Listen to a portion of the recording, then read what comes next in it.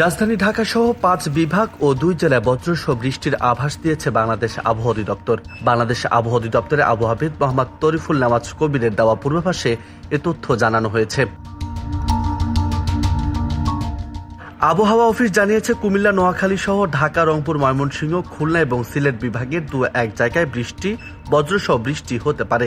সেই সঙ্গে সারা দেশে রাতের তাপমাত্রা সামান্য বৃদ্ধি পেতে পারে এবং দিনের তাপমাত্রা প্রায় অপরিবর্তিত থাকতে পারে। এদিকে আজ বুধবার সন্ধ্যা 6টা থেকে পরবর্তী 24 ঘন্টায় ঢাকা, খুলনা, বরিশাল ও রাজশাহী বিভাগে 2-1 জায়গায় বৃষ্টি বা বজ্রসহ বৃষ্টি হতে পারে। এছাড়া দেশে অন্যত্র অস্থায়ীভাবে আংশিক মেঘলা আকাশ সহ আবহাওয়া প্রধানত শুষ্ক থাকতে পারে। তবে শেষ রাত থেকে ভোর পর্যন্ত সারা দেশে হালকা থেকে মাঝারি ধরনের কুয়াশা পড়তে পারে। সেই সঙ্গে সারা দেশে রাত এবং দিনের তাপমাত্রা প্রায় অপরিবর্তিত থাকতে পারে। অন্যদিকে বৃহস্পতিবার সন্ধ্যা 6টা থেকে পরবর্তী 24 ঘন্টায় রংপুর, রাজশাহী, ময়মনসিংহ, ঢাকা, খুলনা, বরিশাল, চট্টগ্রাম ও সিলেট বিভাগের 2-1 জায়গায় বৃষ্টি বা বজ্রসহ বৃষ্টি হতে পারে। তবে শেষ রাত থেকে ভোর পর্যন্ত সারা দেশের কোথাও কোথাও হালকা থেকে মাঝারি ধরনের কুয়াশা পড়তে পারে।